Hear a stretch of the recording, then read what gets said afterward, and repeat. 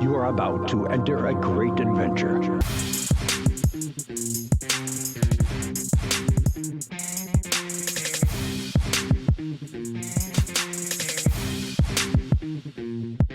This is Starting from Gorilla. Hey everybody, welcome back to another episode of Strutting from Gorilla. I'm Mikey Cash, he's Big Vito, and today we're jumping right into it. We have a lot to talk about, a lot coming out of Perth, Australia with Elimination Chamber, so we're going to be covering that. But before we jump in, we actually want to talk to you guys about a fan festival that we got to go to just a couple of weekends ago in Rhode Island. Now, Vito, you and I had really a blast there. What did you think of the event overall? Because we got to meet a ton of different wrestlers. We got to see some walking by. It was a great time. Yeah. First, Mikey Cash, good to see you as always. But the FanFest was great. You know, it was my first time actually going to a FanFest, and well, actually, I think I went when I was younger, but this was just a different experience. You know, I feel like we've been doing this podcast for 3 years now, 4 years, and I think you get a different light on what you're going to see. And we really went because myself and you were really big fans of Trish Stratus, right? And it's not often you get to see her. And we thought this was a good chance to get a picture with her. But we were able to go there and meet some other wrestlers. We had pictures with Hollywood Haley J, Rikishi, Sabu, Ron Simmons was there, Teddy Long, Dennis Rodman, X-Pac was there, Abdullah the Butcher. I thought it was a cool experience. I mean, look, there was tons of merchandise that could have been bought, and memorabilia that was there. What I thought was interesting, I feel like at first, and I don't know, maybe you felt differently, I was a little bit intimidated because you're just like walking around and you want to say hi to everyone, but you feel bad because you're not giving them money. And then, you know, me and you started getting a couple pictures. We got a picture with Sabu. We got to hold the ECW belt. If you haven't had a chance, check out our TikTok, right? It gives a little review of it. Yeah. But it was definitely interesting. I mean, I thought Sabu was awesome. Actually, funny story, we were leaving Sabu and Bill Alfonso. Mikey had dropped a ticket and some cash, and Bill Alfonso stopped him and handed him the money back. We didn't get a picture with them, but it was super nice of them, and they seemed like really down to earth guys. What are your thoughts? I've never felt more guilty in my life for snubbing Bill Alfonso than I did in that moment. But I'm actually more surprised that he didn't get my attention with a whistle. I don't know if maybe it was some sort of policy at the hotel where he couldn't use the whistle, but he didn't have it on him. I was kind of getting ready for that. But yeah, I really enjoyed myself. And honestly, I think Sabu was one of my favorite people to meet. He was super nice. He was making like some dad jokes, just hanging out. And he gave you the title. I know you said we held the title, but you are the only one that held that title. You know, Mikey, listen, in all my years of being a wrestling fan, I've never held a title. Like fake. Yeah. Well, actually, that's a lie. I got my fake cooler title up here, but I've never actually held like a heavy duty real title. And this was the ECW. It looked like it was the legit title. And he handed it to me, and all of a sudden this power came over me, right? I would think it's kind of like when Lord of the Rings, they put the ring on. It's like they put the title belt on Vito, and something just overcame me.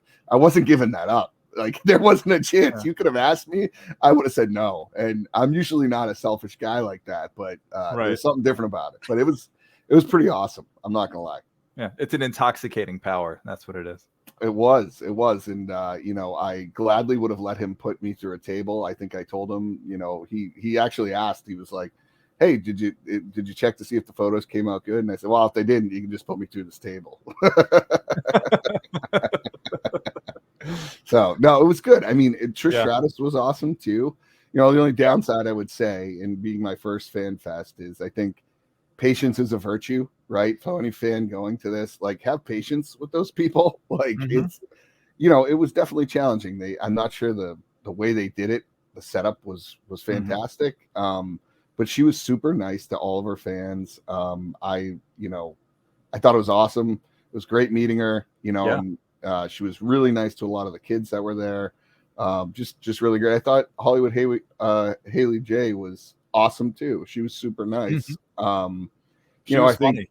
she was really funny. Yeah, she was great. I would say the only negative to it was I was a little bit disappointed, and I think you would agree. And Rikishi didn't really say hello to us. Was in and out and just not very talkative. So maybe he was having a rough day. He might have been. That's fine. I'll give people their due. But other than that, I thought it was great. It was really cool to walk around. We met other people that had podcasts, which was really cool. And I think next time if we do it, which I'm sure we'll do it again, we'll probably network a little more. Yeah, I think I think you and I both didn't realize just how many other people would be doing podcasts and be going and trying to get interviews and stuff. But this was our first one going to together, so it was just a lot of fun. Got to meet everyone. Like you had said, Vito, Trish Stratus was really great. I really liked how she took that time with the kids, because that's what really matters. Like, not us sitting in line. Like, it's just like, hi, how you doing? Really cool to meet you. She doesn't need to hear our life story, but a little kid, that means a lot more. So that was really cool. Yeah, the lines were kind of wild, and definitely is a test of patience. I found that while we were in the line that my sense of smell was challenged quite often by some folks walking by. But hey, you know what? I digress. That's just going to happen. It was kind of hot in there, so they might not have started off smelly, but just the way things go. Yeah, no, good time. Good time. We'll do it again. I'm sure there'll be more to come. Yeah, it's gonna be a good time. So, should we dive into Elimination Chamber? Let's talk about it, Mikey. I mean, it was an early morning for us that got up and tried to watch it live. I mean, I know with Peacock, you don't have to watch it live, which is a great piece, right? I mean, that's definitely really nice. You could have woken up a little bit later, slept in. Mm-hmm. As long as you weren't checking the dirt sheets online, you wouldn't get any spoilers. Or, I did my best not to spoil it for you. Wait a second. What time did you get up? Did you actually get up at like? No. I was up at like 7 and started watching it, but it was kind of nice because I fast forwarded through some of the stuff that I didn't really watch. I pulled a Mikey Cash, I kind of went through a few things and caught up live to it. So just watch what you want. Watch what you want. On demand wrestling. It's a new era around here. Mm-hmm. Well, speaking of watching something, I have a little clip for us because this is from the main event of Elimination Chamber with Rhea Ripley and Nia Jax. So just give it a watch. The champion turns her attention to Nia. Kick to the face. Can Rhea pull it off? Riptide! You gotta be kidding me! A riptide! Rhea Ripley retains the title. What? I've been watching that. I watched that match I think 2 or 3 times because I just wanted to get a sense of like just the crowd behind it. Honestly, I think it's one of Rhea Ripley's best performances. Which is saying a lot because I'm not a huge fan of Nia Jax's in-ring ability. I mean, it is what it is, but she put on a great show. But I think it also goes to the fact that, hey, she's in the main event and this is her hometown. They're in Australia. The crowd was hot all night. Big time. And they didn't seem to get tired at all. No. I mean, listen, these guys are used to soccer, football matches, and they can go for hours and see one score all game and be fired up the entire time. So I'm thinking they did a good job. They were hot. And for her to put on that type of performance is great. And I know, listen, you've been talking about her for a long time. We both have, you especially, about how she just oozes this aura when she's at an event. And I don't disagree. Yeah. You could say she oozes machismo in a way, because you just like, there's something about her when she comes out, you just want to pay attention to her, and rightfully so. Look at what she does in the ring. The way she can captivate an audience and tell a story, I think is really second to none right now. She is at the top of the division. I know that there was some criticism about her title reign over the last year, but I think she's really answered a lot of those in the matches that she's having. You see why they're putting her in the position that she's in. And while we're talking about this match, I do want to make sure that we give Nia Jax some credit, because I've been critical of her for a long time, and I think she's clearly been working on her in-ring skill, because you could see it there. I think she did a great job in that match. One thing that I noticed about Nia Jax that seems to be different now is like she's really working the kind of like the big man style. She's working the fact that she's bigger than most of the other women. And you saw that in the story of this match. Rhea Ripley was doing things that were uncharacteristic, and they were even mentioning that on commentary. So I give commentary credit for that too, in that she had to do something different in order to try to beat Nia Jax, because she couldn't do what she usually does when she has the strength advantage. So they told a good story there that made sense in the context of a wrestling match. Yeah, no, I don't disagree. I mean, the only downside I would say, and I think it, I think I told you ahead of time that, the event was kind of okay for me. I wasn't like enthralled by it. I wasn't like taken away. I didn't think it was a terrible pay-per-view. I think what I was thinking about it, and I'm like, well, why did I feel this way? I think it was just like climactic, because you kind of knew Rhea was going to win. You knew the man, Becky Lynch, was going to win, because they kind of preluded to it. It's almost like you have this void in between Royal Rumble and WrestleMania, and it's like they already set up the matches, and you felt that way a little bit. Yeah. I mean, you could have thought that, Bianca Belair maybe was going to win based on that press conference, but I mean, ultimately you kind of knew who was going to win. I would say the men's Rumble, you really didn't, but you also, we've been talking about it for at least a month now, that we felt like Drew was probably going to be the person that won. I didn't really know. So that match was a little bit more exciting for me, because there were multiple people that could have gone either way. But the rest of the pay-per-view I thought was okay.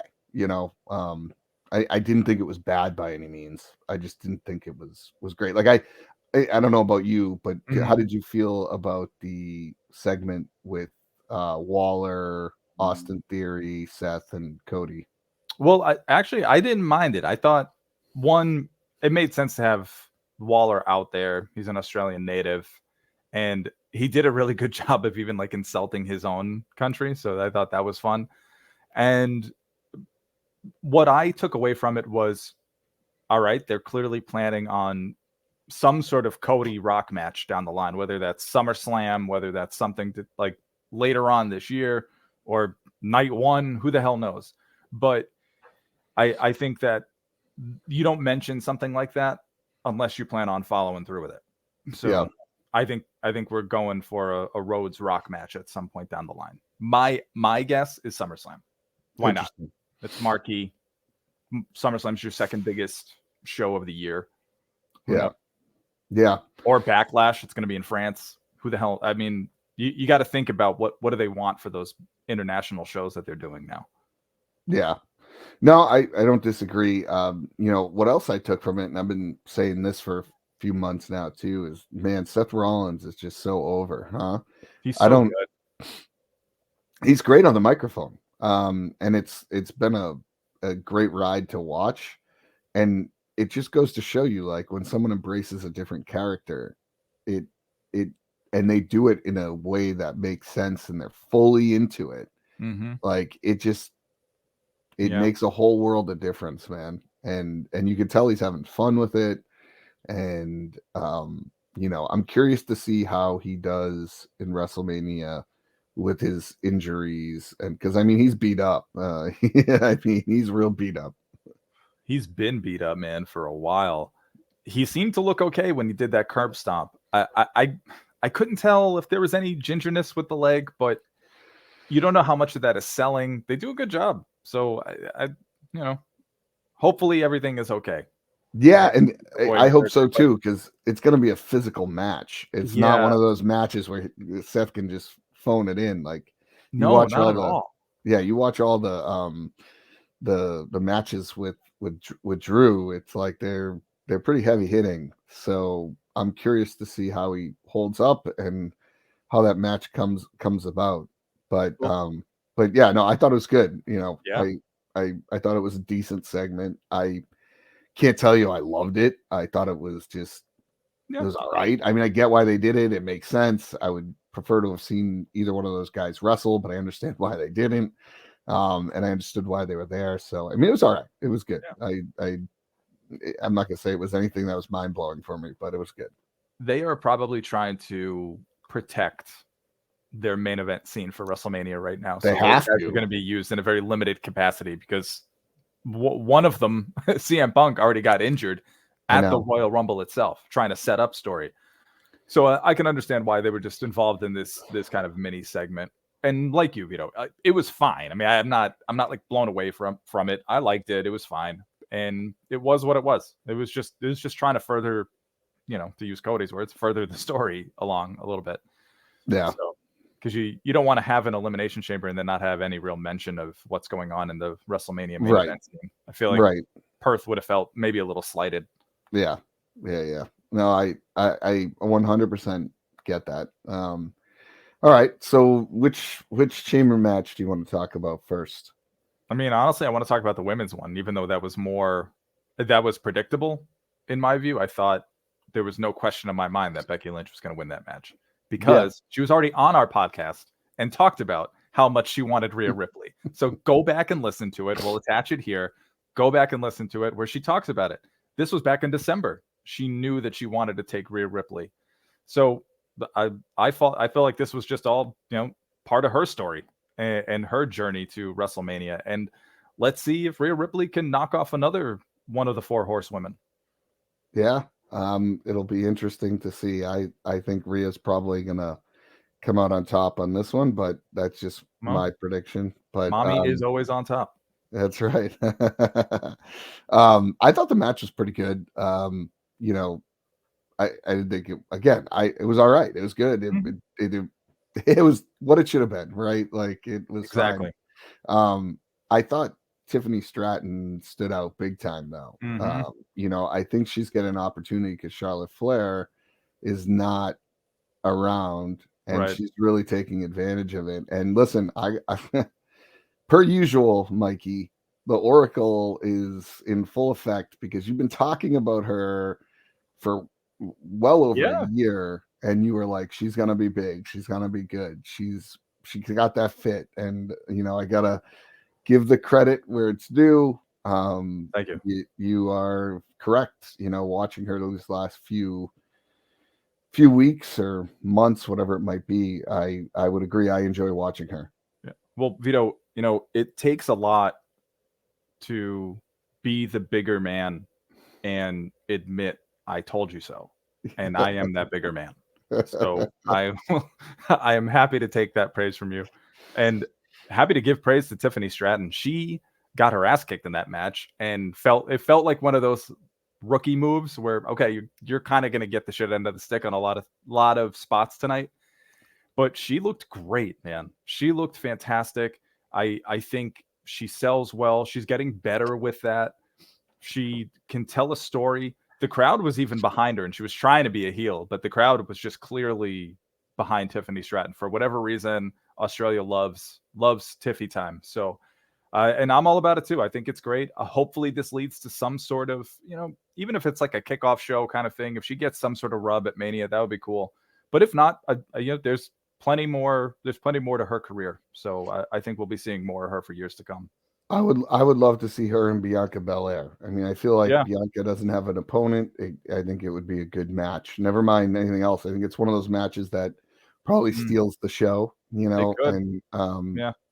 think it would be good. That would be my suggestion, but well, we'll when see. was the last time they had a women's match on a WrestleMania card that wasn't a title match?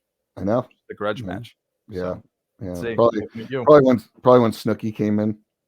You're probably right. Her and Maria Menounos. Listen, Menounos tore it up. Don't they're fine. Crap on Maria they're Menounos. Fine. They're Love fine. that girl. All right. So that one was a decent match. What about the men's? How'd you feel about the men's match? The men's one was fine. That was the one I kind of paid attention to the least. I was watching it and I was like, this is good. This is fine. There was one thing that was noteworthy was Kevin Owens did that choke slam. And I don't know if you heard them on commentary talk about how he doesn't usually do the choke slam, but he did it anyway because it was he had a Make-A-Wish visit earlier that day. and the kid asked if he could do a choke slam. So you couldn't help but get behind him to do that. So that was really cool to watch. And Logan Paul was funny. He did something that a lot of people don't usually do in the chamber, and that is be entertaining. So he had the Sharpie marker and he's drawing stuff, and I thought it was good. It was good. He hates Kevin Owens. I think clearly they're probably gonna. Seems like they're on a collision course. I don't know. I didn't watch Raw last night, so I'm not sure exactly where the story's going. But either way. I think it's going to be Logan and Randy Orton. But you know what? Probably. Mix it up. Do a 3-way match. Who knows? Because excuse me, I think Owens, you can't go from main eventing WrestleMania against Stone Cold to then just not even being on the card. That doesn't make much sense. But again, we'll find out. We don't really know. This is the time where they build all of it up. Right. I agree with you about Logan Paul, though. I thought it was very entertaining. And I think that's what's unique about him is forget about his wrestling ability. I think it's pretty damn good for a guy that really doesn't have much of a background in it. And he's done a decent job, above average for sure. Mm-hmm.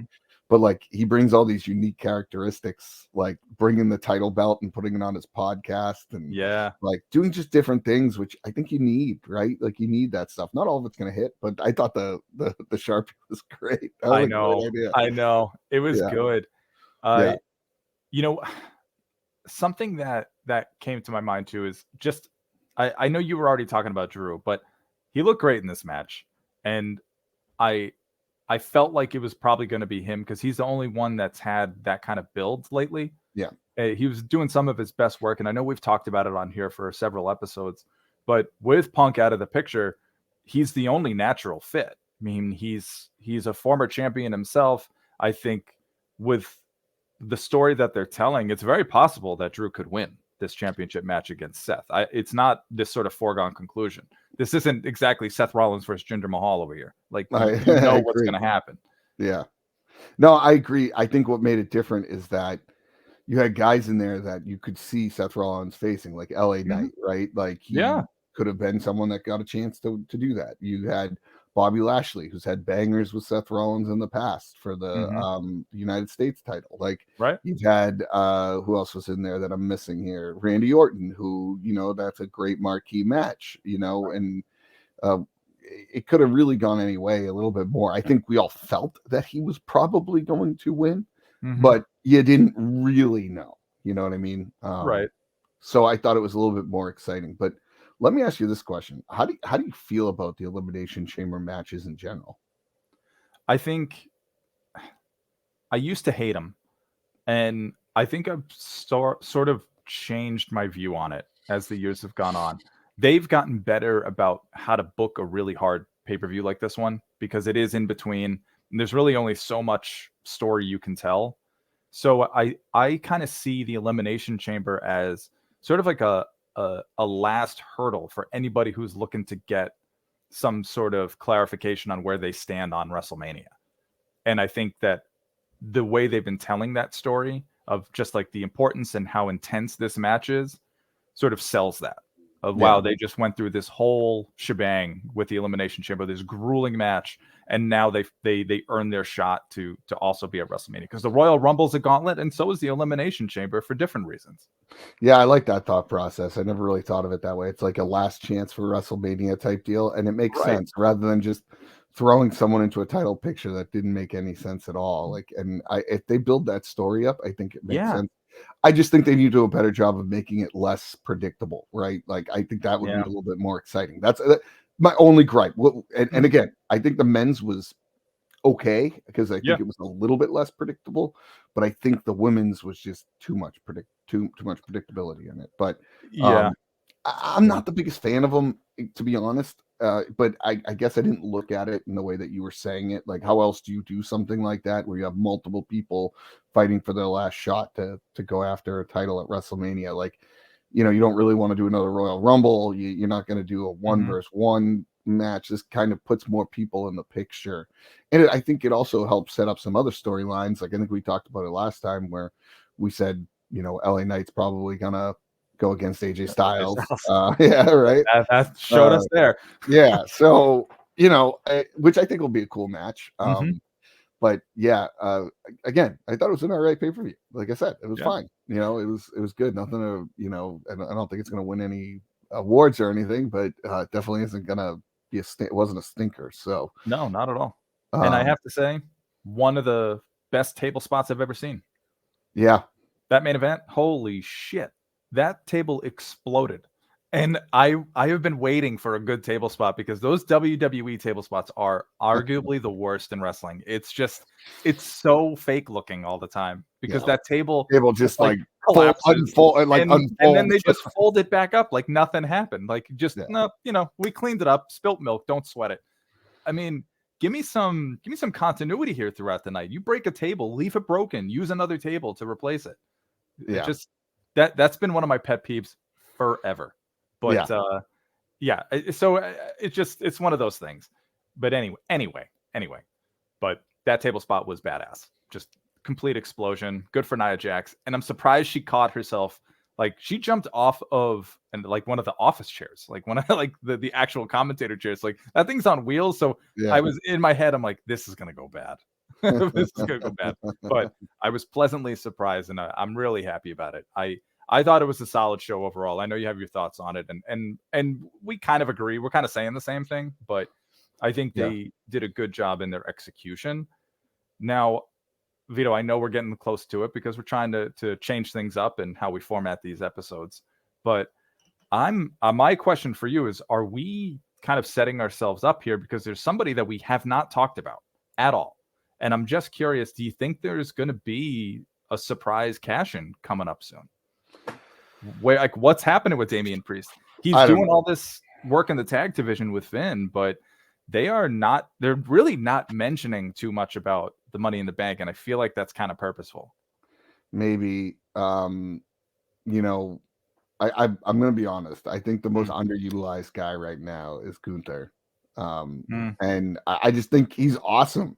And he's like puts on great matches, and we don't even know who he's going to go against. And it seems like it's to be someone from the Judgment Day based on Raw last night. Because I don't think you said you saw Raw yet. Yeah, I didn't see it yet. The Judgment Day came out after Gunther was basically saying he's like, well, who am I going to face? I know everyone has their opinions, and is it going to be The Miz or this person or that person? And then the Judgment Day comes out, and it seems like it's going to be Priest. And I don't know. I leave it to what it is. But that Money in the Bank thing, like, I don't know what's going on with it. I have no idea. Maybe he'll cash it in for the Intercontinental title, and that's how Gunther loses. I don't know. I hope not. Well, imagine that. Like he ends up facing R-Truth, and then. They could be setting it up for him to cash in on Seth.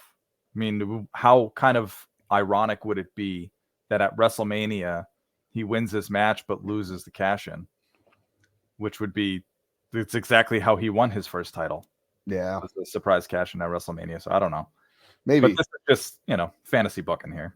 Maybe. Yeah, I don't know. I mean, there's a world of possibilities, but he's tried to cash it in like 4 times or something, and it hasn't played out, which to me, I don't know.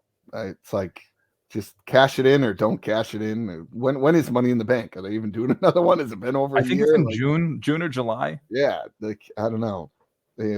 I like it. It's it's kind of their replacement for King of the Ring at this point. It's like you just get a title shot. You're instead of an all-night tournament, it's a gauntlet like ladder match, Yeah. But I like the actual Money in the Bank briefcase match. I just the cash everything after that you don't like. It's like you've been carrying this in your Money in the Bank thing for months now. You know what I would like? And I've heard this, so this is not my original idea. I heard this on, I think it's Tim Kale's podcast, Work of Wrestling. So people should check it out. But he talked about this idea of when somebody wins the Money in the Bank, that they just like they mention it maybe the first like couple of weeks, but then never again. Yeah, and they don't even 100%. Walk out with the briefcase. And then that part of like the mystique of it is like he's not even addressing it. Yeah. And so us as a viewer will begin to start forgetting that. There's going to be some people are probably arguing with that when I bring this up, but hear me out because it happens to us all the time. You ever watch the TV show and there's like a little detail that just like goes missing until the very end of the show, and then you're like, oh shit, how did I forget about that? That's what they could do with Money in the Bank. Yeah, Mike, I think that's a great idea. But the only problem with that is WWE would have a briefcase merchandise seller that's pretty hot right now, and I know.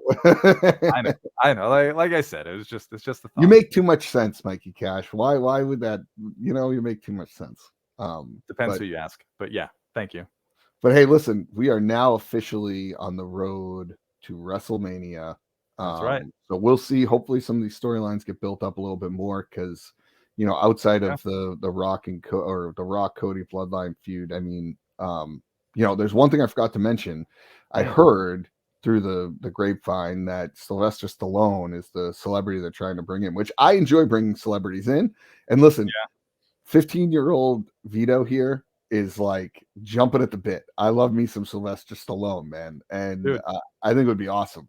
I think it'll be great too. He's looking very, very. I don't know what his training regimen is right now. It's called HGH. And the Botox is real when you see that face. Real. I mean, I couldn't tell if he was happy or sad, but he does always seem surprised. So I'm really excited to see him. It'll be cool. I mean, he's always had a past with wrestling. He inducted Hogan into the Hall of Fame. Yeah, so he does. And he's a UFC guy, like loves UFC. And they're in Philadelphia. Like that it all makes sense. I'm willing to bet he comes out, and I think this would be a cool interaction, right? Like, what's the best Rocky movie of all time? To me, it's Rocky IV against the Russian, right? And he comes out and has a little segment with Gunther. I think that'd be kind of cool. Right? That's not the worst thing. No, I think it would be kind of cool. I thought maybe it was going to be Battle of People's Champions, like Rocky and The Rock. I don't know. Ooh, Battle of the Rocks. Yep. Yeah, we'll see. Mania on the Rocks. Come on. Yeah. No. All right. We're here all week. Anyway. So what else do you want to see from this Mania build, Vito? Besides more Sylvester Stallone. Like I said, I just want to see some of these matches so that we get a build. I don't like when they just throw something out there and then the next day you have a match. Like I like a little bit of build to understand what I'm going after, or it's got to be a phenomenal matchup where we know it's going to be a great banger, right? Like, and I don't see a lot of those right now. I just see a couple of matches that are here and there. You don't really know yet. Like we have our thoughts, and I'm trying to figure out which match I'm really going to enjoy. I mean, listen, they end up putting on good shows. We'll see what happens, but let's have a little bit more build to some of these other storylines so we know what's going on. I actually agree with that, and I feel like the stars are aligning for us today. So I think especially the story involving Bayley and Damage Control needs more TV time. Yeah, that's fair too. I think, unfortunately, however this has happened, she's sort of fallen off to the side, and she's a Royal Rumble winner. They're just following the Cody Royal Rumble win here, and I think Bayley needs her just due. This is a long overdue spot for her, and I would hate to see it just completely just minimized. And that's how I feel like it is right now. It's getting some clips on TV, but they're not really doing much for her. And I really hope that now that Elimination Chamber is done, you don't have to put the spotlight so much on what's going to be happening with that. Now the WrestleMania card is taking better shape. So let's just focus on the matches that are set there, the 4 championship matches, and see what other matches start coming through. Because I think if you were going to split the 4 championship matches, it's going to be 2 on each card for each night. So that leaves maybe 5 other spots. I don't know. They haven't liked making it too big in recent years for each night. So, there's only a few more spots remaining, and we can already see where some of those spots are going. So I want to make sure that somebody like Bayley continues to get the spotlight that she deserves. And Io too. Io Sky is a phenomenal wrestler. Go watch her stuff in NXT. She really elevated that women's division during a time when it was really tough, especially like during those pandemic years. So that's really what I'm looking for. I want a little bit more respect put on Bayley's name. That's fair. I don't disagree. I think that's a fair statement. I also think they need some sort of gimmick match. I always am a fan of some of Mhm. those. And, you know, Yeah. 2 nights of wrestling, like we had the Jackass gimmick one, which I thought ended up being awesome. But like they need like a hardcore match or like a Yeah. some sort of Little match, something. just Yeah. something different, like a no holds barred match, whatever it might be. Who But knows? yeah, Maybe we'll see. that's LA Knight and AJ That's Styles. what I was thinking too. Styles That's likes what I was bouncing thinking around. too. Yeah, that's what I was thinking too. Yeah, we'll find out. We'll find Yeah. out. Yeah, we'll see. Or Yeah. maybe Legado del Fantasma and the LWO. If anyone's going to be doing some high flying, I mean, holy smokes, the LWO, that they Yeah. can bounce around that ring. So Yeah. anyway, well, any other thoughts on the Mania build? No, I think we're gonna have plenty of time to talk about it. I do. Okay. I wanted to make sure we hit on this, and you know, I think we got a lot of good stuff coming on the forefront here, and Yeah. we'll try and record more regularly as we can here as we get up to WrestleMania. Absolutely. We might have a couple of weekly episodes. Who knows? Sure. We're testing some things out. Yeah. But well, all right, Vito. This was fun. Good to see you again. You know, Yeah. and for all our listeners out there, thank you so much for sticking with us. We hope that you enjoy the show. Keep your eyes out on your podcast feeds for the new episodes coming your way. Subscribe to our YouTube channel. We would love that. We could use more love. We enjoy putting this stuff out there for you guys. So thank you so much. And until next time, keep on strutting, jabroni.